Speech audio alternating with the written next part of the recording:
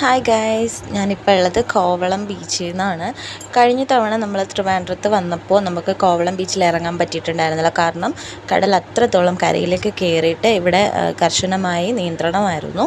അപ്പോൾ നമ്മളിപ്പോൾ ഉള്ളത് കോവളം ബീച്ചിലാണ്. അപ്പോൾ നമുക്ക് ഇവിടുത്തെ കുറച്ച് വിശേഷങ്ങൾ, കുറച്ച് സന്തോഷങ്ങൾ നമ്മുടേത് ഷെയർ ചെയ്യുകയാണ്. ഈ ഒരു വീഡിയോ ഇഷ്ടമായിട്ടുണ്ടെങ്കിൽ ലൈക്ക് ചെയ്യുക, ചാനൽ സബ്സ്ക്രൈബ് ചെയ്ത് സപ്പോർട്ട് ചെയ്യുക.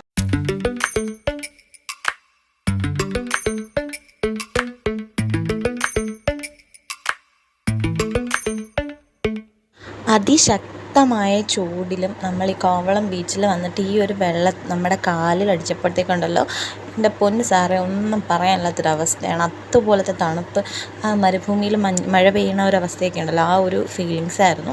അപ്പോൾ ഈ കിടന്ന് ചാടി തുള്ളുന്നത് ഒരു ഫോറിൻ കുട്ടിയാണ് കേട്ടോ.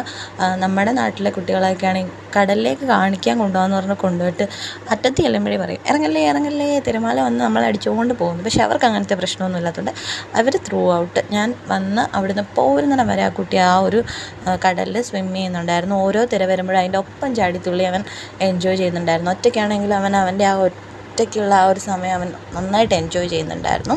വാവച്ചിയെ സംബന്ധിച്ചിടത്തോളം വാവച്ചിക്ക് കടൽ ഭയങ്കര ഇഷ്ടമാണ്. ബീച്ചിൽ പോകാമെന്ന് പറഞ്ഞ് പുള്ളിക്കാരി നമ്മുടെ മുമ്പിൽ തന്നെ ഉണ്ടായിരുന്നു. അപ്പം കൂടുതലും ഈ തിര വന്ന് പോയി കഴിയുമ്പോൾ ആ ഒരു നനവിൽ ചെളി ഇങ്ങനെ മണ്ണിനകത്ത് കാലിട്ട് കളിക്കാനൊക്കെ വേണം പുള്ളിക്കാരിക്ക് ഇഷ്ടം കേട്ടോ.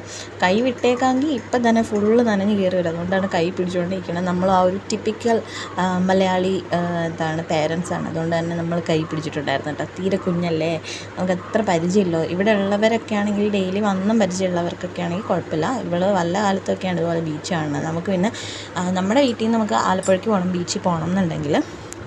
അപ്പോൾ അതുകൊണ്ട് കുറച്ച് നേരം ഇവിടെ നിന്ന് നമ്മൾ കളിച്ചു. ഈ ഒരു തണുപ്പത്തു നിന്ന് നമ്മൾ, അതായത് കാലിൻ്റെ ആ ഒരു തണുപ്പ് മാറി നമ്മൾ ആ മണലിലേക്ക് ചവിട്ടിയപ്പോഴായിരുന്നു എൻ്റെ പൊന്നെ ഈ കാൽ പൊള്ളി പോകുന്ന പോലത്തെ ഒരു അവസ്ഥയായിരുന്നു. എന്തായാലും നല്ലതായിട്ട് നമ്മൾ കുറച്ച് നേരം അവിടെ നിന്ന് എൻജോയ് ചെയ്തു. നല്ല വ്യൂവും നല്ല ഒരു ആംബിയൻസൊക്കെയാണ് കേട്ടോ. കഴിഞ്ഞ പ്രാവശ്യം നമ്മൾ ഈ ഒരു സൈഡിലല്ല, ബീച്ചിൻ്റെ അങ്ങേ സൈഡിലാണ് വന്നത്.